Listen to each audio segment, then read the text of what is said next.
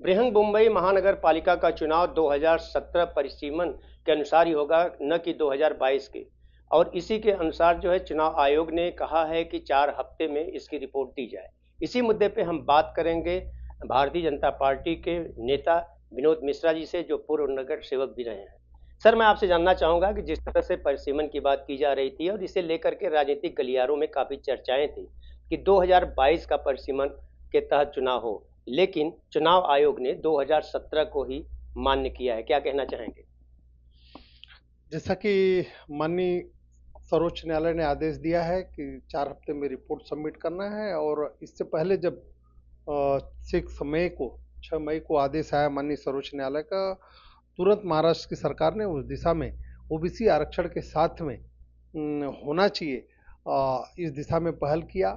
और जो चुनाव के सारे कार्यक्रम होते हैं, चाहे बाउंड्री का फॉर्मेशन हो, फिर लॉटरी का हो, फिर मतदार यादी का हो, उस पर काम चालू हो गया है। और आज ही मुंबई महानगर पालिका जो बाउंड्री की रचना है, उस बाउंड्री की रचना को करके राज्य सरकार के पास भेज देगी, और राज्य सरकार फिर इलेक्शन कमीशन उसमें सजेशन ऑब्जेक्शन होकर, मुझे लगता है कि 6 अक्टूबर के आसपास मुंबई महानगर पालिका की बाउंड्री तय हो जाएगी। और जैसा कि माननीय सुप्रीम कोर्ट ने आदेश दिया है कि 2017 की जो बाउंड्री रहेगी उसी के आधार पे होगा, जो संख्या होगी 227 उस आधार पे होगा।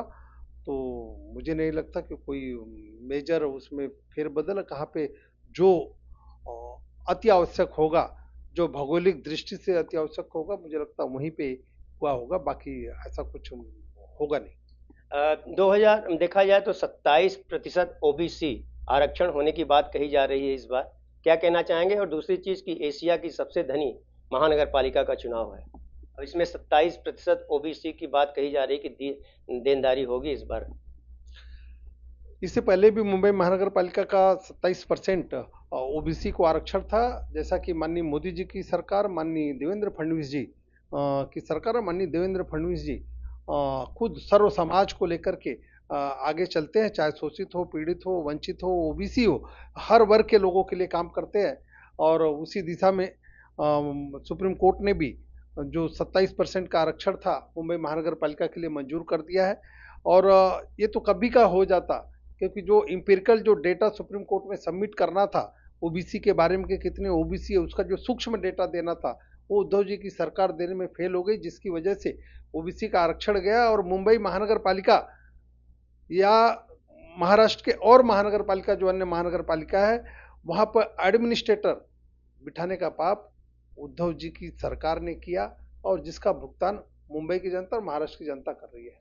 बीजेपी की बात करें तो बीजेपी के महायुति के जो मुख्यमंत्री हैं देवेंद्र फडणवीस जी ने साफ कहा है कि चुनाव जो है मिलकर के लड़ेंगे महायुति एक साथ। लेकिन वहीं दूसरी तरफ अगर हम महाअघाड़ी की बात करें तो उसमें मतभेद चल रहे हैं। क्या कहना चाहेंगे? शिवसेना कह रही है कि हम अपने बल पे चुनाव लड़ेंगे, राज ठाकरे हमारे साथ हैं। कितना असर होगा?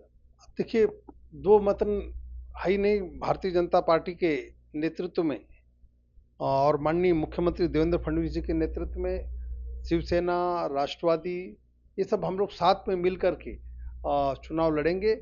और आने वाले चुनाव में मुंबई महानगर पालिका में भारतीय जनता पार्टी के नेतृत्व में महायुति का भगवा झंडा फहराएगा। वहीं पर अगर महाविकास आघाड़ी की बात करें तो इनमें कोई वैचारिक एकता थी ही नहीं। ये लोग तो जैसे जब बाढ़ आती है तो खुद की जान बचाने के लिए, जैसे सांप, बिच्छू, बंदर, है ना, शेर, सब एक दूसरे के ऊपर सवार हो जाते हैं, और फिर जैसे किनारे पे आ जाएंगे एक दूसरे को अपना रूप दिखाने लगते हैं। उसी तरह से जब जिस तरह से महायुति की बाढ़ दिखी, यहाँ पे मतदाताओं का प्यार दिखा विधानसभा के चुनाव में, उससे डर के इनका तत्कालिक समझौता है, ज़्यादा दिन चलने वाला नहीं है।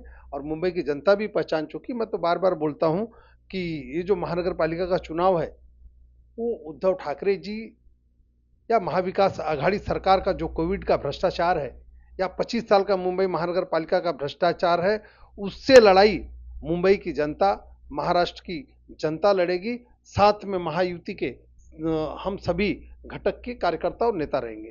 तो आपने देखा कि जिस तरह से अगर महाविकास आघाड़ी की बात की जाए तो लगातार उसमें मतभेद हैं और ये कहा जा रहा है कि क्या उद्धव ठाकरे, राज ठाकरे को अगर अपने पक्ष में लेते हैं और महानगर पालिका के चुनाव लड़ते हैं तो राष्ट्रवादी शरद पवार गुट की अगर बात कर लें या कांग्रेस पहले ही देखा जाए तो दरकिनार करने लगी है। इस तरह के बयानबाजी भी आए हैं।